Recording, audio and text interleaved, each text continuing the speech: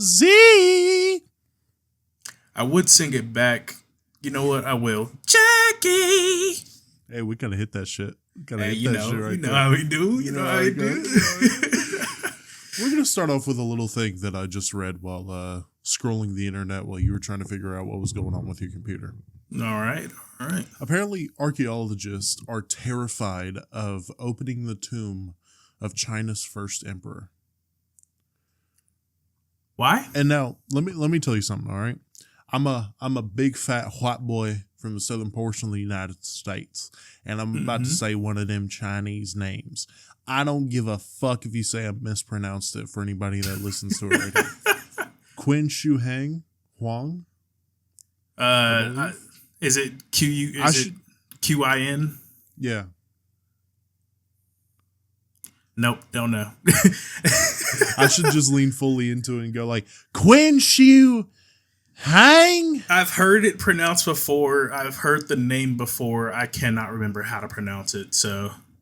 But to give you the basic rundown of the article I read, basically this tomb is 2,200 years old, first emperor of China, and I believe it's the guy with the terracotta warriors outside his tomb. Oh yeah, I just wrote a paper about him. That's why I knew his name. Yeah. So they're terrified of opening his tomb because apparently they read that in his tomb, people set up booby traps for tomb robbers. That was a massive problem, especially back in the day when emperors of the past, you had these massive, just the Egyptian pyramids, the Aztec pyramid. Well, massive. I think the Aztec pyramids and the Mayan pyramids were more temples. I don't think they were tombs. They were called pyramids. They weren't tombs most of the time. They were usually temples used for sacrifices and other religious reasons. Yeah, but I'm saying emperors back in the day, they really wanted to flex that wealth, flex that power. And so then they were like, huh? Because I think one of the Egyptian emperors, they weren't called emperors, pharaohs, basically the same fucking thing. Yeah. They were found, like their mummified corpse was found on like the side of the road because some tomb robbers it was like Khufu or something. Some tomb robbers broke into the Great Pyramid and just dumped his ass on the side of the road. I think it's a flex, but I think I remember reading that that emperor had that tomb commissioned when he was 14 when he came into power, I want to say. Yeah. Oh, yeah. So, yeah. The pyramids took a full pharaoh's lifetime to build. I think Khufu's pyramid took like 20, 30 years to build, which I mean, when you see it, which is on my bucket list to go see it, but you look up at that fucking thing, you're like, yeah, it was either aliens or it took 2 lifetimes to build. Don't you have like megalophobia or something? I do, and it's going to scare the shit out of me, but I've always wanted to see the pyramids. I mean, yeah. I did learn something, though. Those terracotta warriors were made as a stand-in for actual people. Yeah, wasn't it supposed to be like they were the army that he was going to lead in the afterlife? Yeah, and the people, the original way it was supposed to happen was the actual people themselves would die along with the emperor. Oh, yeah. I didn't hear that they were molded after actual people. No, I mean they were molded to look like actual people, but that was the terracotta warriors were there because actual people didn't want to do that. So they were like, that reminds me of Windy Woo Homecoming Warrior. Oh yeah, big DCOM throwback. Probably one of top 3 DCOM. Top 3. I mean, Brenda Song isn't great at Kung Fu, but if you want a Disney Channel original movie that's a Kung Fu movie, go watch Windy Woo Homecoming Warrior. It is phenomenal. It's horribly gentrified, but it's still a good movie. And then, they're like, we got an Asian actress. Yeah, how about we do Kung Fu? They were ahead of their time. Is Brenda Song even Chinese? I don't know. And then there was a Mortal Kombat movie that involved Shang Tsung injecting terracotta warriors with the souls of. How many Mortal Kombat movies were there? This was the animated one where you saw Liu Kang almost being torn apart by Goro. I didn't know animated ones existed. I'd only remember seeing the live action one. It is so good. It is so it's good. probably a lot better than the one I remember watching. The live action movie? Yes. For sure. For sure. It's so much better. I see the live action Mortal Kombat, everybody hated on it. I liked it. Now going back to watch it, I'm like, yeah, Cole is a bit of a dull character. Why didn't they just follow Liu Kang or literally anybody? The movie could have been centered around Jax and Sonya, and it would have been a great movie. Why did we feel the need to create this new character that I guess is related to Scorpion, but you give him, he gets reflective armor. The movie, wasn't there a Scorpion movie too? That's the animated movie I'm thinking of. No, live action is what I'm thinking. Or was that just a few scenes in Mortal Kombat? Okay, so in terms of live action Mortal Kombat, and I got real heavy into Mortal Kombat lore for a second. There's the two original movies. I believe Mortal Kombat and Mortal Kombat Annihilation, I want to say. And then you have Mortal Kombat Legacy, which was a short series on YouTube, which took the Mortal Kombat universe and made it, you know, every fucking time they do Batman, they make it a grounded thing. Like in that, have you seen Mortal Kombat Legacy? No, hadn't heard of it. In that, they took Reptile and just made him a guy with a skin condition and like a cannibal.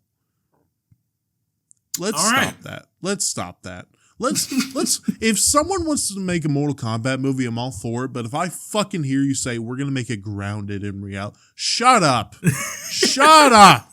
Shut up. It's something, I guess. It's an idea that was probably good for its time. Not so much now because everybody's doing it. And also it's played out. And then there was this new movie. And that's pretty much in terms of live action. That's all the live action there's been.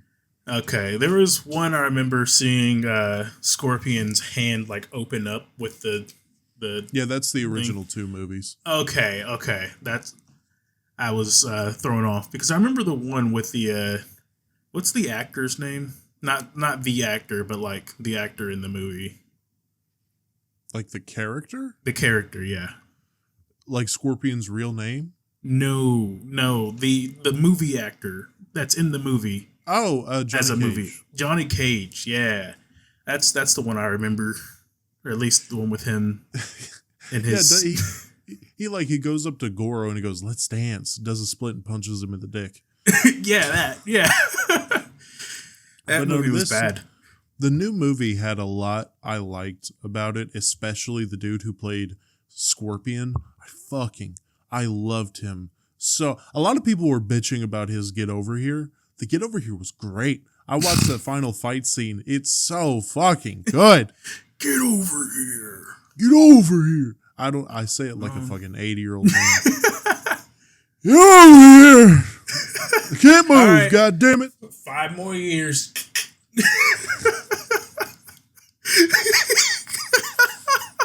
But no, did you ever delve deep into Mortal Kombat lore? I tried, but it wasn't as interesting to me as Halo lore, so I kind of dropped it at some point. We were tasked in my creative writing class in high school to write a mini-series, or the pilot of a mini-series. And I wrote it about Mortal Kombat. And I made Bihan and, what is Scorpion's real name? Bihan and Kuai Ling are Sub-Zero. Bihan's the original Sub-Zero. Kuai Ling is the brother who became Sub-Zero. Oh my God. What is Scorpion's name? I can't think of his fucking name. I remember. Hanzo. Hold on. I'm so close. Hisashi. It's something Hisashi. Whatever. I got you. Scorpion's. I think it's like Hanzo Hisashi or something. It is. Yeah, Hanzo Hisashi. I'm so fucking good. Look at me. Kuai Ling? Kuai Ling is the second Sub-Zero. Bihan's the original. But Bihan becomes Noob Saibot. It says Kuai Ling becomes a new Scorpion after 2 reboots. I did not hear that. This is 2023 in Mortal Kombat 1, I guess. So what? Well, Mortal Kombat 1 did change a lot of the lore. Like they made Liu Kang and the hat guy, Kung Lao. They made Liu Kang and Kung Lao brothers, and in the original lore, they're just best friends. Okay, I remember from a long time ago that I always thought that Sub-Zero and Scorpion were brothers. Or no, they made Raiden and Kung Lao brothers because Luke. Okay, let me give you a rundown of what's going through my brain right now. Yes, I'm please. so sorry. Please. So in Mortal Kombat 11, they defeated this time lady that was pissed off because they kept changing the timeline. If you try to follow the timeline of Mortal Kombat, there's so many apocalypse scenarios where Shao Kahn like destroyed the universe and killed everybody, and then they go back in time, and like in Armageddon, everybody died. And then in the Mortal Kombat that came out in 2009, the universe was reset. And then in Mortal Kombat 11, they beat this time lady who's like, I'm fucking done with you fucking with the timeline. Because that's basically what every multiverse story comes down to, is the ultimate Time Lord is, holy shit, can you fucking stop? Yeah. But you beat her, and then Liu Kang becomes the god of the new universe, and he is with Melina, and Mortal Kombat 1 follows this new universe that Liu Kang has created. That sounds really complicated, I must say. Yeah. But sometimes I just get in these zones where I become infatuated with a certain lore, and that is all I study for like a couple weeks. I think on this podcast I've detailed, I did that with the X-Men. I did that with Star Wars, even though Star Wars has pretty much been lifelong. And then I've been a lifelong NFL lore guy. You want some NFL lore? I got some NFL lore. Yeah, I remember I said it sounded complicated, but it's just about as complicated as Halo lore. Now that I think about it, because starting from the very beginning, not just Master Chief, all that, but you actually get into like 3 different planetary annihilations. Yeah. And it's just like, okay. Did you play Halo Infinite? No. I played Halo Infinite for a little bit when I had my Xbox. Everybody was hating on it. I really enjoyed it. Apparently it's making a comeback. But I've heard a lot of hate. The opening cutscene, Master Chief gets fucked up by this big gorilla and just thrown into the middle of outer space. Nice. and then what's weird about that is he gets fucked up by this gorilla, thrown into outer space, and then Master Chief gets saved by a random, pilot. And it's funny because the pilot's like, all right, let's go home. You're booted up. Let's go, right? Because whatever. And Master Chief's like, no, we have to go back. And he's like, huh? What? You see what they just fucking did to us? Like, what? I don't think that's a good idea. But then what was annoying is you come back and you get a cutscene of the bad guys that are the just gorilla alien. I know you have the elites, right? Mm-hmm. But I'm not sure. Whatever. But you find out the big gorilla that fucked you up in the beginning is just dead. And you're like, what? Why is he dead? What happened? It's like, why didn't I do it? Couldn't give me the chance. What? Yeah, the first boss battle in that, by the way, is an elite who can turn invisible. That shit sucked. Nice. That shit was ass. I guess I got to take a look at it to actually confirm if the reviews are actually as bad as they seem. Well, I know when it first came out, a lot of people were disappointed and said that it killed the Halo franchise. But I think recently, with the recent couple seasons, they've brought back a lot of stuff that fans were like begging for. Oh. Which I'm happy with. I was happy with playing it until my Xbox killed itself. Just get another one, Yeah. Especially with this fucking housing unit that I got to replace now. Yeah. No biggie. Yeah, how did that go?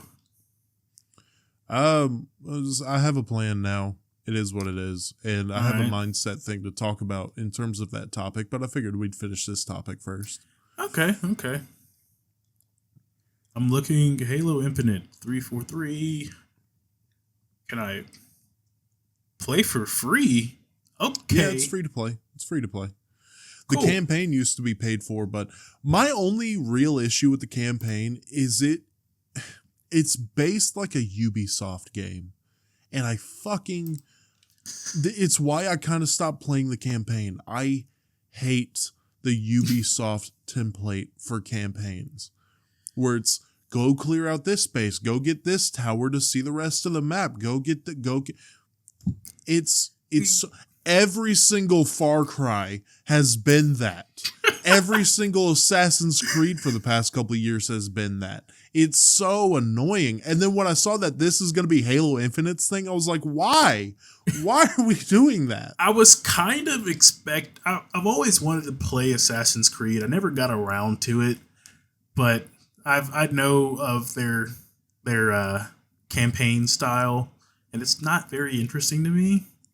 But I like the lore behind the game, so I'm just going to play the game just to see how it is. But my favorite, and I think I said it on one of the live streams, which we upload every Friday and stream Mondays, Wednesdays, whenever we want to stream it. Yeah, pretty much.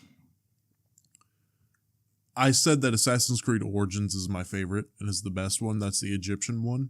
I really, really that's where I learned, by the way, when you go up to the Great Pyramids in that, it's set in Cleopatra's time, so it's set a couple thousand years after the pyramids were built. Yeah.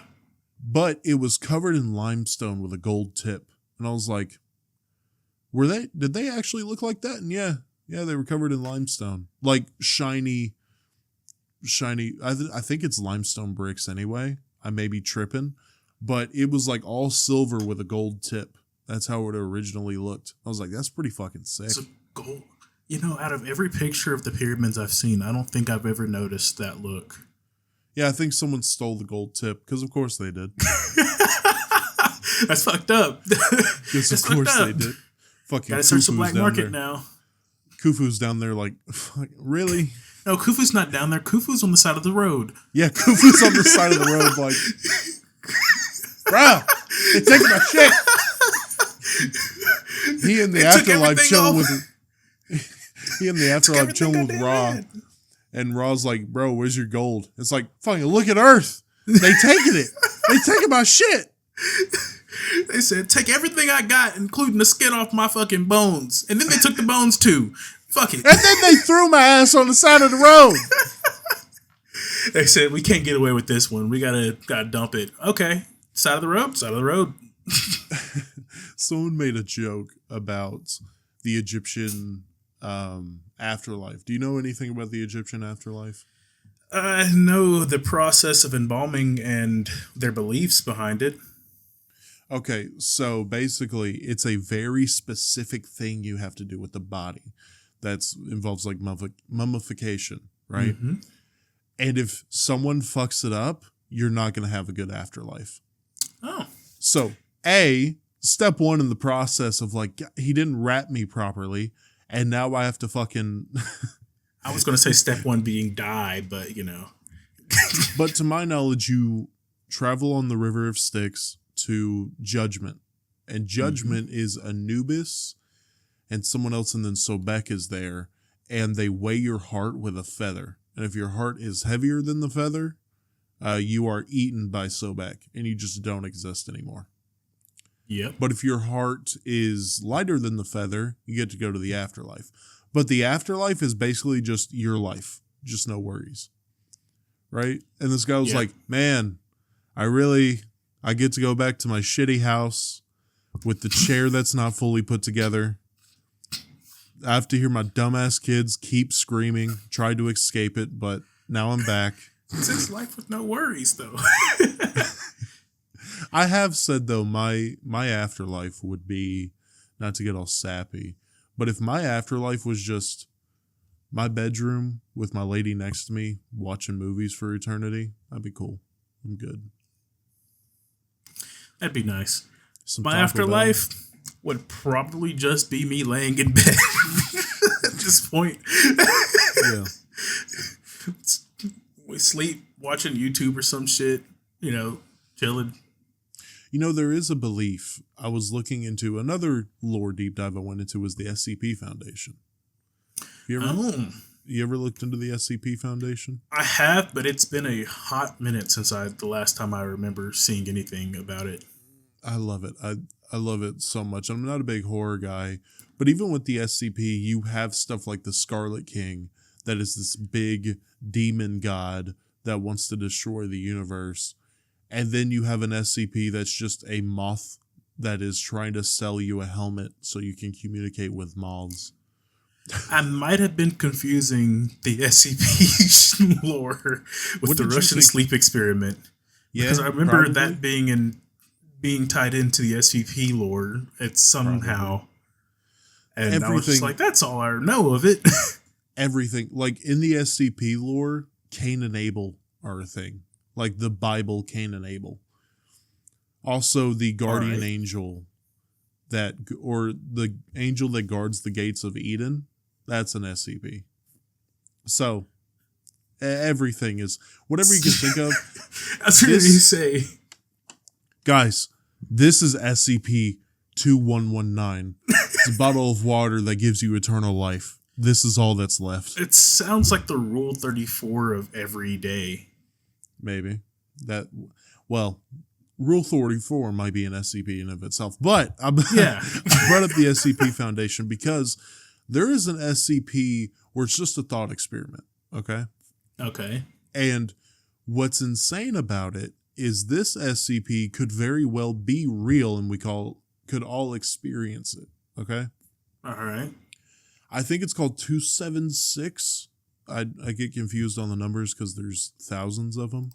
But basically, it follows an audio of a guy in the afterlife, and he's just describing what he's feeling and what he's going through, and it's hell. Okay? Okay.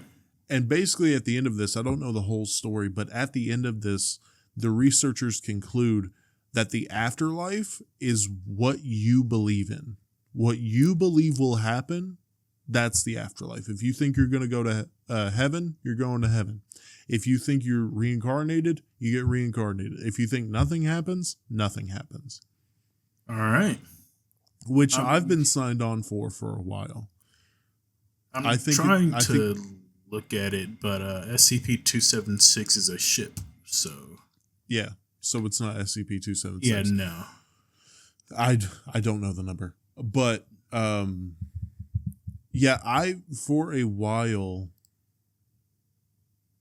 a while I've been subscribed to the fact that the human consciousness is a lot more powerful than we think it is, if you want to go into the spiritual aspect of things. Yeah, I mean, that goes with a lot of different topics, to be honest. Yeah. I know you're a Christian guy, so you believe in the heaven or hell kind of thing. But yeah. But what's up? SCP-7080. I think. Okay. I think, no, that's just the brain. That's just the brain. It's just the brain, I guess. My favorite SCP is the mask. The mask. Because just because I love jester masks, and it's an old-fashioned Greek clay mask. And it hypnotizes you and convinces you to put it on. But it has a black fluid that corrodes your body, so you can't wear it for too long. Oh. Yeah. Stupid dangerous. And it's said that the only reason that thing is kept locked, that thing has not pretty much destroyed that facility, is because it enjoys the company of the other SCP known as the Jester. Yeah, so this one apparently is hermetically sealed in glass case with that is 10 centimeters thick. Yeah, and it changes faces from like a smile to a frown, and yeah. Apparently, I'm looking at a frown right now, and then I saw one that was a smile. Been around for a really fucking long time. There's a plague doctor, that is another SCP. There's the SCP that you have to keep looking at. There's the Scarlet King, where there's a lady they have to convince people is being tortured in unbearable ways to keep the Scarlet King from entering our universe. There's a lot. All right. There's a lot.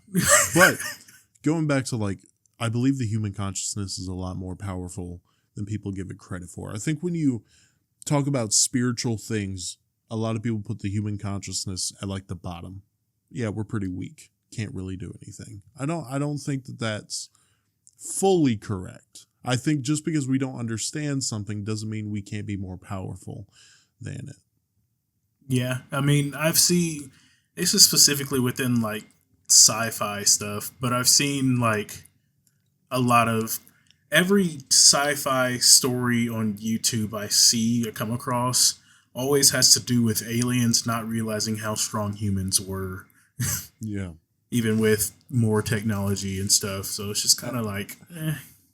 Have you seen the TikTok edits of the aliens finding out what the unbreakable human spirit is? I haven't seen that, but I've seen a YouTube video with that exact line. Yeah, it's really like, it's kind of motivating because it's like the aliens destroying the earth, capturing humans, but then they turn around, there's a human with like his eye missing, his leg gone, but he's killed every alien in the ship. Mm-hmm. It's just like, hell yeah, human race, baby. Human race, baby. We may not be the strongest, but damn it, we don't give up. But I think your consciousness is a lot more powerful. And I've come around in the past couple of years talking about mindset, right? And I don't want to sound like one of those grindhouse, get off your ass. I mean, look at me. Yeah. I'm definitely not one of those people. Yeah, I see that.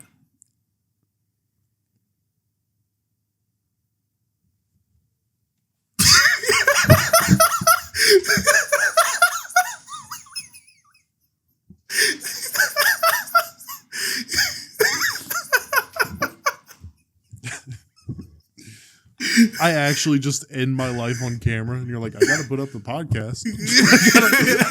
I gotta put it up. I'll just cut it right there. But I'm going through car troubles right now. I'm going through an overheating issue. And to give you all a little summary, took it to a shop yesterday and thinking it was the thermostat, got some thermostats. And I thought it was just going to be one thermostat. It turned out to be two because apparently cars now have to have two thermostats, even though they really don't. They just want to have two in there, I guess. But dude comes back to me and he's like, oh, yeah, the housing unit. The housing unit is cracked. It's not the thermostat. It's the entire housing unit, which is a lot more expensive. Yeah. Two thermostats ran me $54. One housing unit is going to run me near $160. Oh. Yep. Oh. Yep. So it's a lot more expensive. But through this, and while this has been going on, have I been stressed out? Absolutely. Am I stressed out every time I'm in the car and I see it heating up a little bit and just see that temperature gauge constantly going back and forth? Absolutely. But I have this unshakable feeling that everything's going to be okay. And it will be. Sun is going to come up tomorrow, and and that may be a privilege, me having a good support system around me, because I do. I had to use my grandmother's car yesterday, and when I went to go pick up my car, because he said, like, it'll be fine, a couple weeks go by, whatever. Yeah. You'll just have to deal with the overheating. But when I told my grandmother, I was like, yeah, the car's not okay. But, she was like, well, do you need to keep the car? Do you need to, do whatever? I have a really good support system around me. But I think the work I've done this past year in terms of my mental health, it's still not great. Still don't think highly of myself. Still get stuck in this fantasized past of who I could have been. But I'm a lot better than I was a year or two ago. Right, you've experienced firsthand how bad my mental health can get. Oh, you've scared me that one time. I know you know what I'm talking about. Twice. It might have been twice. Yeah, there was one time where I sent you a snap, and you called me like 30 minutes later. And there's one time we hopped on Apex, and I was just out of it, and you were like, come on. But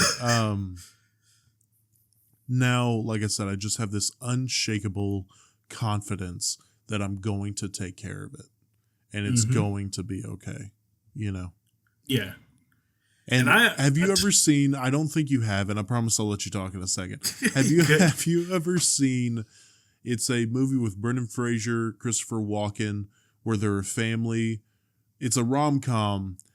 Basically, his father, Christopher Walken plays Brendan Fraser's father, and he builds a bunker in like the 50s, and they think a missile gets launched, so they go into that bunker, and they think everything's destroyed, so they stay in that until like the modern day, which is the 90s. Have you seen that? I have not seen that. Okay. It's not a great movie. Don't. There's a scene.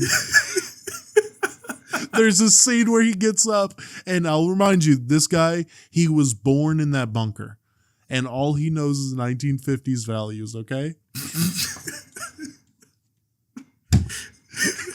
He gets out and he sees a black male lady. and he goes, "Oh, a black." And he goes up to hug her and she goes, "What the fuck? What did you just say?"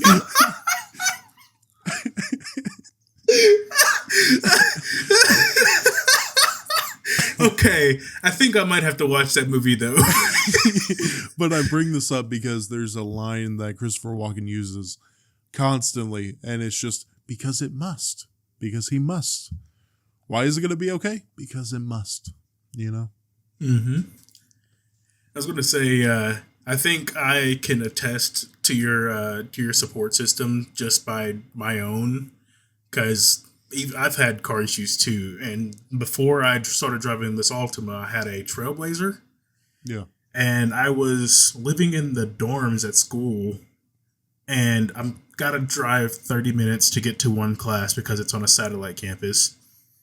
And I get on the interstate, and I'm in the fast lane, going what I presume to be that speed, 80. And I'm looking down because I'm seeing cars pass me. I'm going like 60.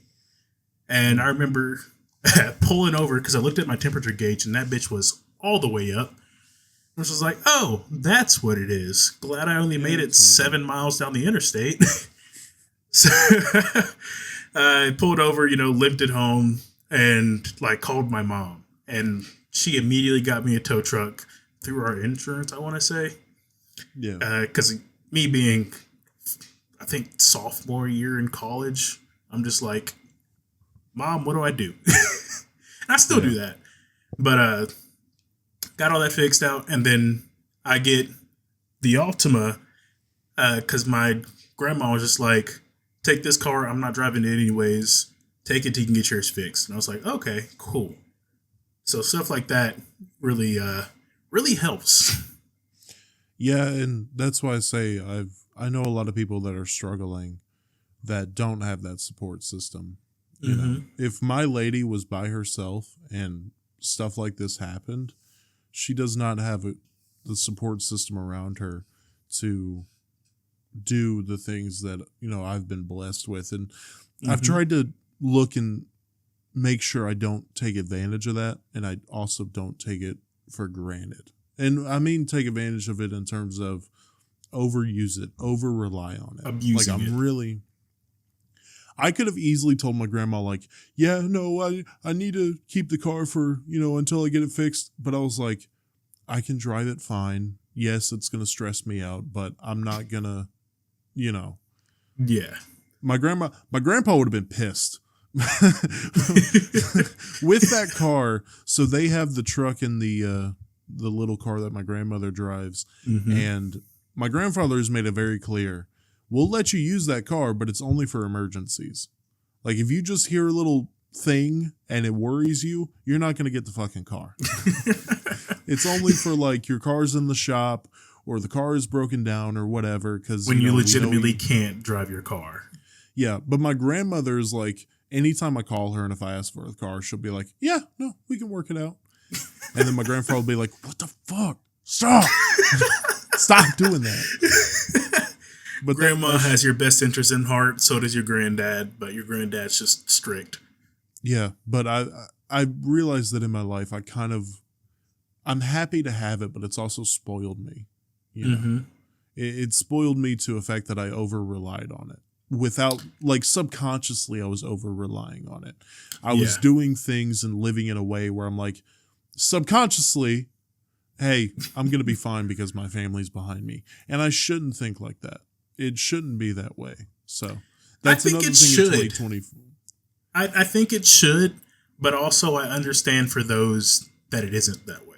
You shouldn't live in a way in which you are doing stupid things because you're like, my family's going to bail me out. Yeah, no. You shouldn't do that. I'm saying you should live in the way knowing that if you ever actually need it, that your family would come and help you out. Yeah. That's just good parenting, good family. But I understand that there are those out there that isn't the situation. Yeah. Better wording, you should live in a way to which you don't do stupid shit because you're like, my family has my back, but you shouldn't stress out so much because you know your family has your back. Is that good wording for basically what? I think so. Yeah. But that, in terms of mindset, I've been thinking about that. I've also been thinking about how much the entertainment you watch affects you and the media you consume affects you. Mm-hmm. I've been trying to listen to more music that has a better message, has a more positive message. And I still listen to a lot of the, like, I want to die. I listen to a lot of shit like that. But like Suicide Boys, J. Kill, Ghostmane, Scar-Lord, Juice WRLD, fucking Trippie Redd. I listen to a lot of those guys, and that's basically, you broke my heart and I want to die. Shit like that. Yeah. But I've also surrounded myself with more jazz music, more R&B that's just about a good relationship. I brought up the comparison, I think, a couple weeks ago of Burning Halo Save Me versus Jelly Roll Save Me, where Burning Halo Save Me is, there's something in me that I want to be, it's right there, so can you help me? And then Jelly Roll's like, fucking leave, because I'm dead, I'm no good. Yeah. Yeah, Jelly Rolls was very depressing to listen to. Yeah, so you can pick those two avenues, and it may sound weird and corny to a lot of people, because it did to me when somebody would say, like, oh, what you consume affects your mentality, but it really does. Yeah, it does. And now, I think I have to pull this up. I'm just going off of the support system stuff because, yeah, this was a today thing. Yeah. It has been brought to my attention that there have been 7 incidents across Tennessee today or over the past week where people have taken themselves, and it's like you had to confide. Like if you're struggling, like go to your friends, go to your family, and if you don't have those, there's therapy options everywhere. Listen, when I was a teenager, I didn't really understand, and I was one of those guys where it's like, just be happy. Just get over it. I was too. That's not how that shit works. And without being too vulnerable, and I've hinted at it on this podcast just now, fucking 5 minutes ago, I've dealt with pretty severe, not diagnosed. I don't want to go, I have never been diagnosed with anything, but I've been in the moods where I'm an asshole to everybody because I want to shove everybody away so I can go in a closet and kind of just, leave. Mm-hmm. And there's been 2 instances where I've been very close to trying. I don't want to say I did try, but I was in a position where it was about to be up, right? Mm-hmm. Please go get help. Proper help. Not just talking to your friends or talking to your family. That does help, but professional help. I know it's hard. I know it's expensive, but there is a reason for you being here. It might not be this massive president of the United States, famous athlete, celebrity, where you're making, a big impact on the world and everybody knows you. It might not be that, but that doesn't matter. Mm-hmm. You can have a positive influence on everybody in your life. And you absolutely can. And if you think the world's against you, it's not. I promise you it's not. There's some shitty people. The world is not a better place without you. It's not. No. In fact, it's probably a better place for a lot of the people around you, and you don't even know it. And I'm not some mental health professional that knows exactly what you're going through. I'm not about to act like I am. But the thing that is really helping me through my thoughts and my experience with this is just focusing on the things that make me happy, cutting out a lot of the stuff that was bringing me down, the music, the media I consumed, the amount of time I spend on social media, and then finding some reason to live, even if it's convincing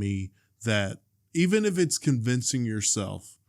You know, it may not be the thing that actually you feel is your purpose, but you can convince yourself that it is to make it last until you find that actual purpose, you know? Yep. I believe that I found my purpose. My purpose is my wife. I know a lot of people say, like, fucking simp, you fucking little bitch, you fucking little beta male. I count that as just life, because you found the one you wanted to spend the rest of it with, so why not live for that person? Live and provide for that person. The reason I push myself so hard and I don't sleep and you've experienced how work brained I get because you've had to slow me down of like, can we just chill out for a second? Can we have a conversation without it being, podcast, streaming You've realized that, and the reason I push myself so hard and I'm constantly doing that is because I want a good life for my wife. I don't give a shit about myself. I give a shit about her, I give a shit about myself, but so by proxy, you kind of have to give a shit about yourself. So yeah, I saw a video where it's like you meet that person, you're like, man, now I'm eating more fucking vegetables and I'm not going out as much. It's like, wow, you really made me do this shit. You made me change my fucking ways. Oh my gosh. Yeah. I will say the temptations, my brother. First of all, before I get into this, what do you have to say? Nothing. No, I'm done. I'm just saying, love to the families out there. I hope y'all make it through, Yeah. tough time. Yeah. But the temptation. And I can't imagine, the guilt. If I had a family member who did that, and that's part of the reason why I stayed around so long is I didn't want to put my family through that. Because even if you like write a note and explain like it's not your fault, it's just me, yada yada, people are still gonna feel like I didn't do enough, I didn't say enough, I didn't. You're gonna feel horrible seeing something like that, and I wouldn't want to put anybody else through that. Yeah, I really I couldn't imagine what that is like. But the temptations, my brother. I'm officially, for like the 20th time this fucking year, I'm officially trying to take my health seriously. And you know what I see on my way home from work this morning? Was it something new? Uh-huh. Oh, no. What was it?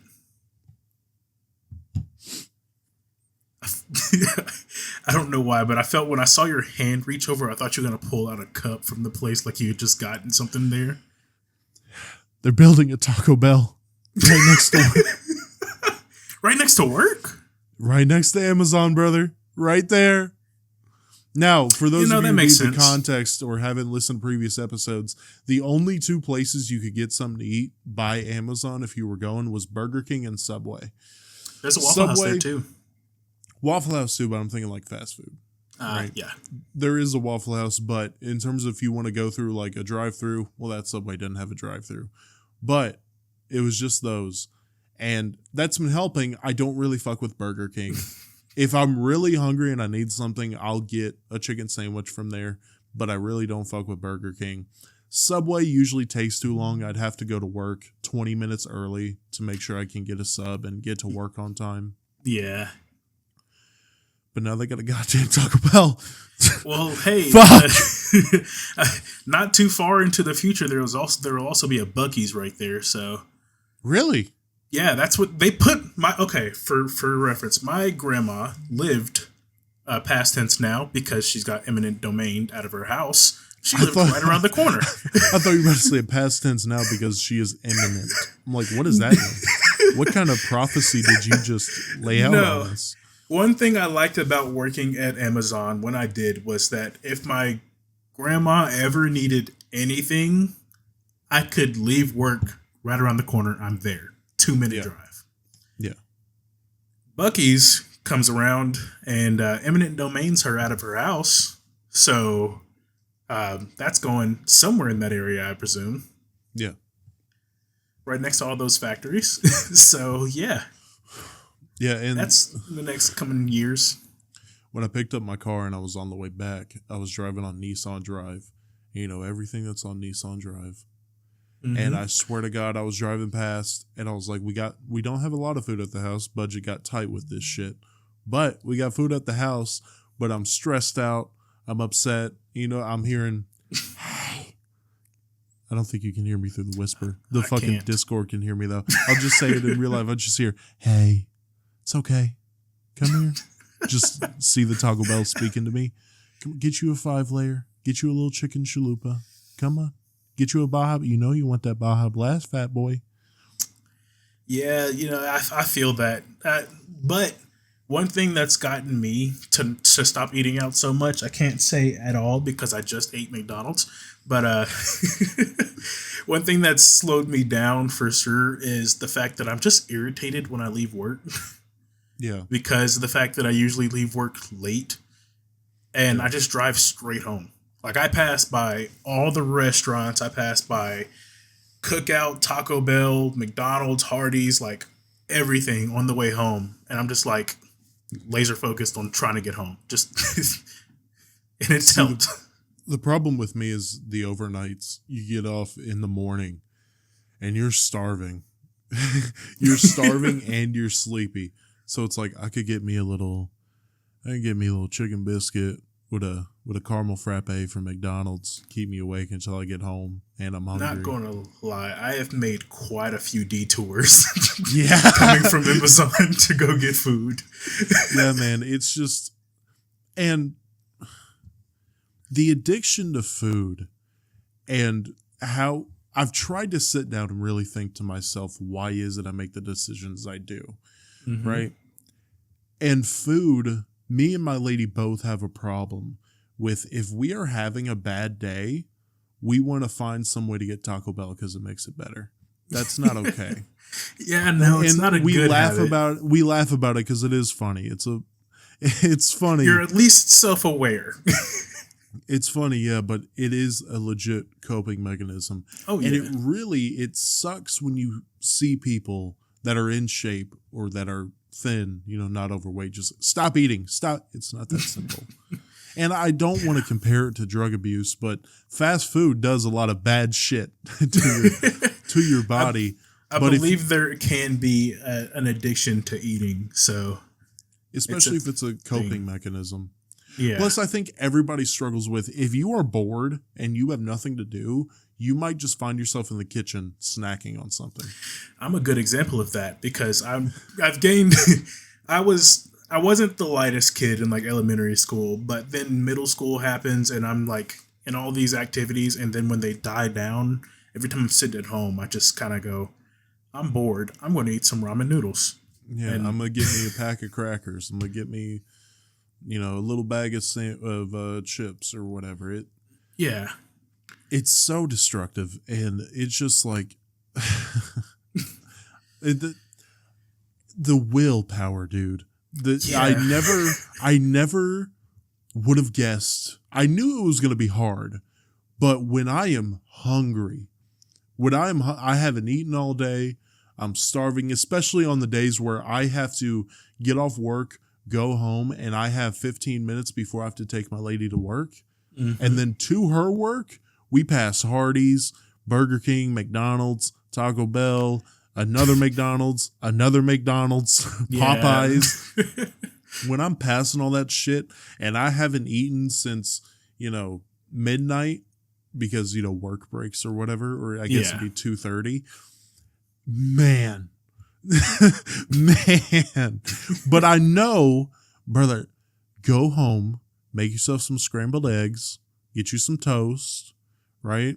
It's not the healthiest breakfast, but, get you some eggs, fry yourself up an egg, just eggs. It's so much better than that processed fast food nonsense. But you're hungry, 100%. And all of a sudden you're ba-da-ba-ba-ba. Yeah, that's what I did here. Well, not exactly. I knew I only had like 20 minutes and I didn't have anything here that was fast.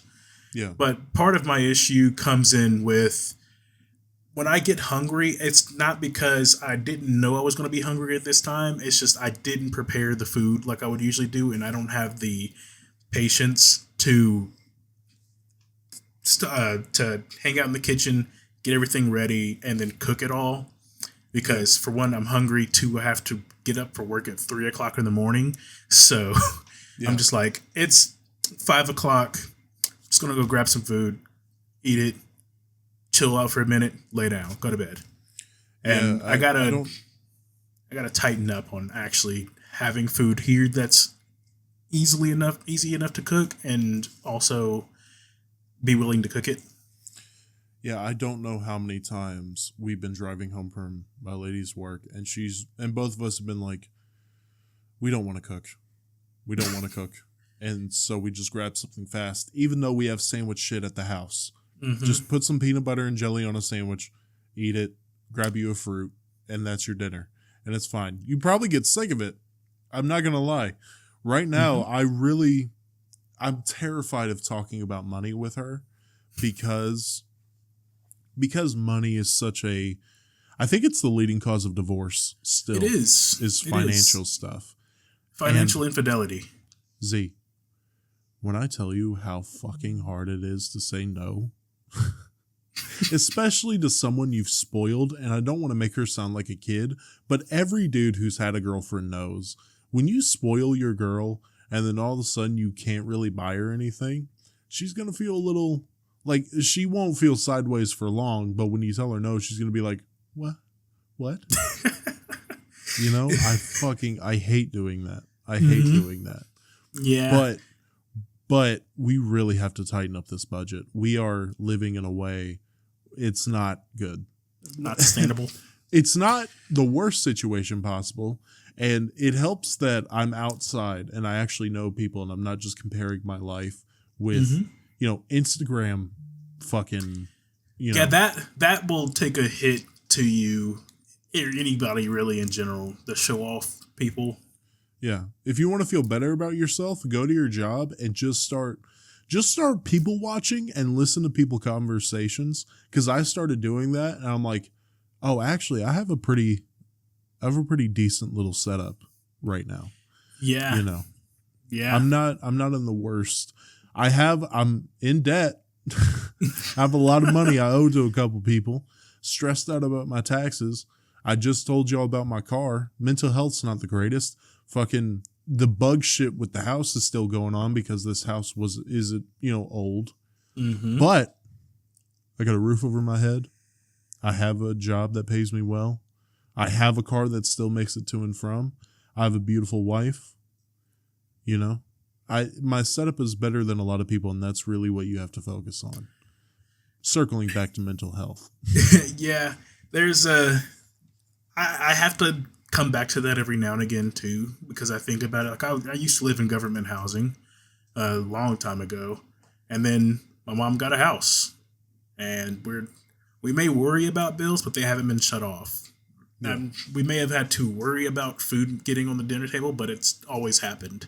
Thank my mom for it, most of all, but I've always been better off than there's some people I know who have issues with a lot of those things. Yeah. And it makes me think that it's like, okay, it's not as bad as I'm thinking, because it could be worse. Yeah. I feel like we should start flexing now. We're better than you. We're better than you because our family loves us. Fucking pussy. With my $0 in my wallet, but I'm out here. I lost under my own wallet. Roof. I don't even got a wallet right now. Yeah, for the second time now? Third! 3 times! Look, and luckily, this isn't even the dumbest one. So for those of y'all who need the little info, I went to O'Reilly's. I'd bought a radiator fan because I thought it was the radiator fan. Turns out it wasn't the radiator fan. Returned that, got the 2 thermostats, and then, a housing unit, whatever. Yeah. But I was wearing these gray shorts that have pockets that are maybe that deep. And I was holding my keys, my phone, and my wallet in one pocket because the other pocket has a hole in it. Oh. And I knew that it wasn't a good idea. I knew that wasn't a good idea, but I still fucking did it. Guess what? Lost my fucking wallet. Yeah. But the dumbest time I lost my wallet is the last time in which, instead of tossing it in my car, which I could have very much done because I was wearing pants that didn't have pockets, I set it on top of my car, forgot it was there. That'll happen to you. I can say with great luck that I've only lost my wallet one time. Yeah, one time. Yeah. And that was in middle school when I had this little camo trifold. And some kids stole it, apparently, because it was on the bus seat and then it wasn't there anymore. But I only had like $2 in it. My grandmother was like, do we need to get you a wallet that's just attached to you at all times? Be like the biker and get one of those chain wallets. Embed one into my arm. Just like, so it's there, 100%. I don't want no microchip. Fuck that. Say, we're not too far off from that. So. Swear to God, put a microchip in my head and all of a sudden, 10 years later, execute order 66. Hey, Neuralink, let's get it. Fuck that. Fuck that. It seems like something I don't think I'd want to do, but it's coming up on an hour. Z, how do you feel about this? I feel good. This is take number 3. We actually got it this time, so yeah. Life is good. Little peek behind the curtain. We're recording this 2 days before it's supposed to go out because the original episode, I fucked up the audio. Surprising if you follow the YouTube channel. And like it recorded from my webcam, but if y'all go back and listen to Red Light Trivia Night video games, it's on a couple different episodes, but I know that one. Mm-hmm. It recorded the audio through the webcam and it sounded like shit. Okay? Yeah. But this time, I was just going to like deal with it if it sounded, whatever. But Z sent me a video of how it sounded and it was literally yeah. For reference here, I started listening to it and I said, why does Jackie sound so different? Yeah. So I'm scrolling through and I'm just like, wait, did he record his webcam audio again? And I listened for the one tale that I have is there's this little like high-pitched ringing noise that happens throughout the entirety of the episode. I'm just like, okay, that's definitely his webcam. And he's like, send a snap. I send it. And it's just... Yeah, and I told him it was unlistenable. It was unacceptable. So we had to squeeze this in here.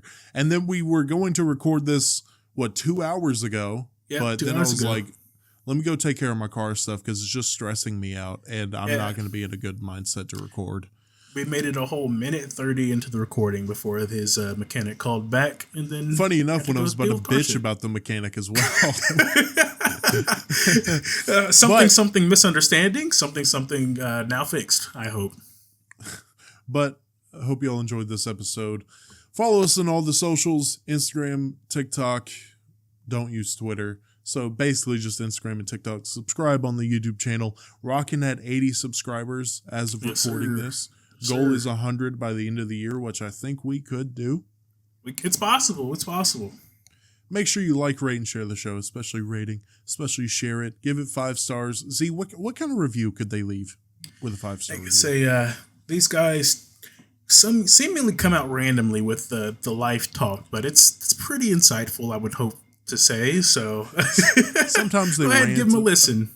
Sometimes they make a racist version of Charles Xavier, calling Nightcrawler an ex-monkey.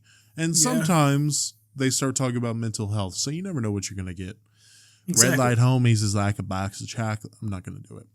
But also sharing the show, whether or not you click that crooked arrow, send it over messages, over Twitter, Facebook, whatever you want to do. Or word of mouth. Word of mouth is very, very, very important. If your buddy is struggling with his mental health and he says, hey, I need some advice, Z, where do they send them? Send them. My buddies Jackie and Z over here. For one, you could talk to me. Two, they give some pretty deep insight on why it's not worth it to do anything drastic, but to get some professional help. Absolutely. This was the homies Jackie and Z. That's me. And we'll see y'all next Monday. Peace out.